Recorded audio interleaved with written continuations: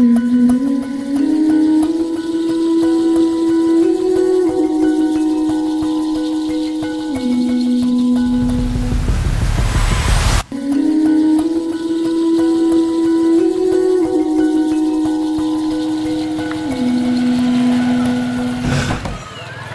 a fateful Saturday of June 22, 2024, the Kakpagyili'S community in Tamale was plunged into a state of terror and despair. The heart-wrenching disappearance of two innocent boys, Abubakar Abdul Latif, aged 3, and Arafat Dauda, aged 4, cast a dark shadow over the entire community, leaving residents gripped by fear and anxiety. 3 days later, on June 25, the boys were still missing. Desperate and distraught, the parents of both children reported the case to the Domestic Violence Unit at the police regional headquarters in Tamale. On Sunday, June 30, the bodies of the children were discovered in an old broken-down blue-black Opel Astra car on a compound that had been uninhabited for almost a year. According to residents, a cleaner inspecting the house noticed a strong odor coming from the vehicle and found the children's body nearly decomposed. I swiftly journeyed to Tamale, then to Kakpagyili', determined to uncover the truth behind this heart-wrenching story that had given me sleepless nights. At this point, finding the truth was all that mattered to me. Day breaks, and I find myself in the home of Arafat Dauda. The parents of the deceased 4-year-old are shattered and visibly distressed. The father, Dauda Nindo, could not speak for long without his face contorting in anguish as the shock continued to break him down.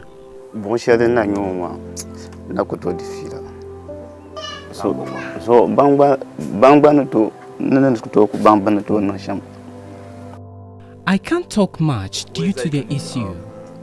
Whatever means you can use to get us justice is all we want. I am feeling so much pain.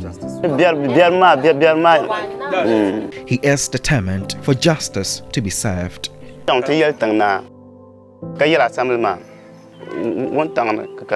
We reported to the assemblyman and chief when we did not find the children. They left home in the afternoon. His mother, Mariam Al-Hassan, devastated by her son's demise, couldn't utter a word. She bowed her head in sorrow. I moved to Abubakar Abdul Latif's house, just a few steps away from Arafat's. The atmosphere was thick with grief. The uncle of the 3-year-old, Adam Abdul Kadir, was completely broken. This is what my plan for bringing them here. I brought them because I have vision for them and they have a future. That's the reason. And the Latif did not follow me to where I want him. What sort of future did you want for him? That's why I sent him to school. I did not that much educated because I stopped at just 3. So I was looking like they will above me. They will have a better education. It's okay. With tears streaming down his cheeks, he confides in me that he brought Latif and his twin brother from a remote village called Tenor to provide them with a better life than he ever had. Even both of them, even the Arafat. But this time you haven't seen 3 of them here. This one and the one gone. By this time you have seen them here. I've not been going to shop. By this time they will be here playing.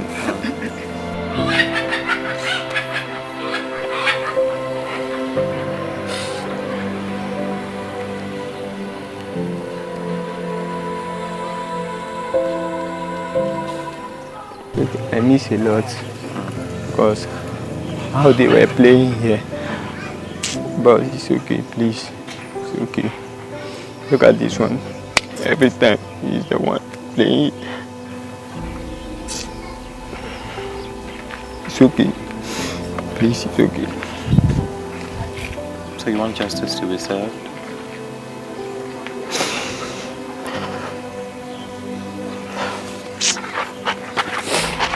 It's okay.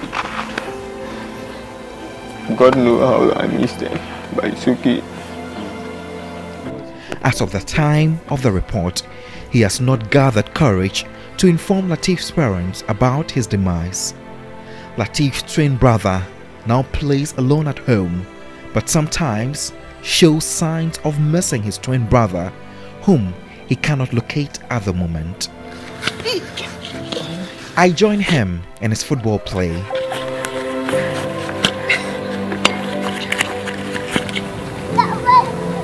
The entire community suspected Abdul Rahman, affectionately addressed as Madaha, of potentially killing the children for a ritual purpose because the children were allegedly last seen entering his house. According to the families of both children, they often visited Madaha's house to eat, hence the suspicion. On June 29, the chief of Kakpagyili, Gumana Hussein Nayi, summoned Madaha and asked if he had any involvement in the killing of the children, but he denied it.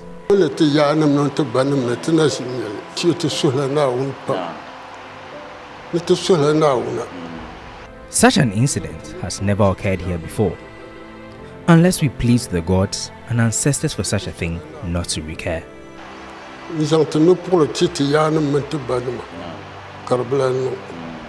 According to the chief, the entire compound of the palace was filled with angry residents waiting outside to confront Madaha. To manage the situation, he had to call on the police for intervention, and later Madaha was taken to the police station.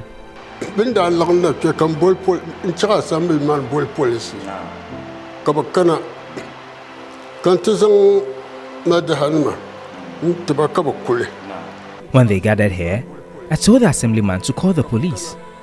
I then handed the suspects over to the police, and I haven't gotten any update from them yet. After the bodies were discovered on Sunday, June 30, a few meters away from Madaha's home, it confirmed the residents' suspicion. In what is suspected to be a ritual killing, the decomposed bodies of the boys were found abandoned in a vehicle at the spot where I am standing. It has been told to the Northern Regional Police Headquarters. The children had been missing since June 2024, and following days of frantic searching, their remains were discovered, leading to an eruption of anger and grief among the residents. At exactly this spot, it has not been condoned of to show that there's some sort of investigations on the case, but you can clearly see that you can find the tie lines as well, still very much visible here, as you can rightly see in your pictures. We have been told by residents that on the Sunday evening, which was on June 30, 2024, the police officials came in here to tow the car away, and the bodies were moved to the Tamale Teaching Hospital morgue. And at the moment, we are trying to find out if indeed investigations are underway or not. But clearly, on the side, you can clearly see that there's nothing sort of an investigation happening here. In response, they took matters into their own hands and demolished his home, burning his car in the process. Most of the residents here suspected one Alhaji to have committed a crime, which is the death of the two boys. And clearly, you can tell his abode has been razed down, and the entire ceiling has been engulfed with smoke, and as of that matter, it has turned to black. You can see that most parts of the walls of the building have also been brought down, and the tiles on the floor have also been broken. This has brought an entire fear into the residents here in Kakpagyili, and in as much as the case is still under investigation, this is the state of the suspect who has been alleged to have committed the crime. looks like, and we are definitely going to hear his side of the story to know if indeed what they are saying he did is something he has his hands on or not. Alhaji Hafiz Andani is the assemblyman for Kakpagyili. On the 4th of July at about 11:30 a.m., the pathologists arrived in Tamale at the Tamale Teaching Hospital, went into the autopsy room. When he started with the autopsy, he concluded around 2 p.m. on the same day.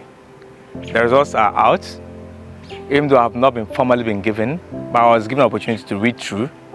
I have written formally to them for a copy through the regional police commander. I'm still awaiting for a copy of mine. It suggests the death might have been a cause of due to dehydration, but all body parts were intact, no external cuts. Parts of the body tissues were taken to be taken to Accra for further tests for possible poisoning. After he was released from the police station, Madaha, I was told, has been moved to Abuabo, another community in Tamale, where he has been under protection since. I decided to look for him. When I arrived at the mosque where he has been staying to get answers regarding the accusations, tension suddenly escalated.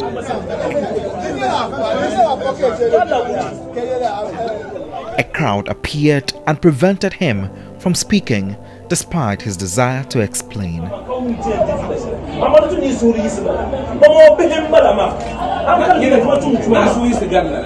After waiting for an hour and a half, finally, I was informed that his lawyer has advised Madaha not to speak to TV3.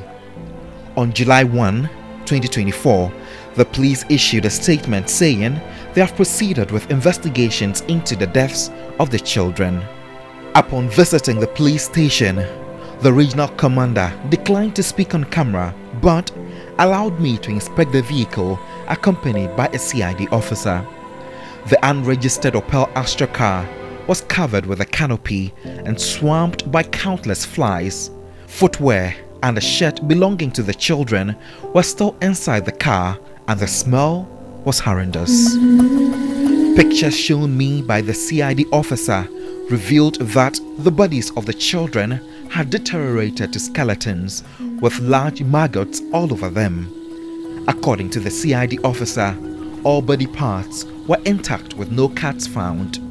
An autopsy result confirmed that the children may have died from dehydration or suffocation. However, when I requested a copy of the report from the police, I was directed to the police headquarters in Accra. Upon trying to find answers here, it all proved futile.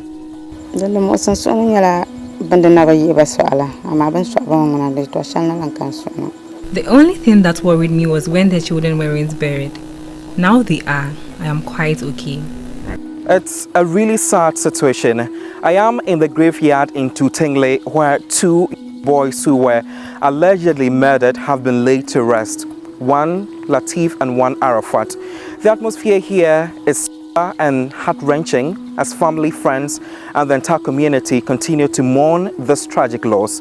We will continue to follow this story, seeking answers and justice for these innocent children. The graveyards, as you can see, looks really sad, and it might bring tears dropping down my cheeks. Godwin Asideba, TV3 News.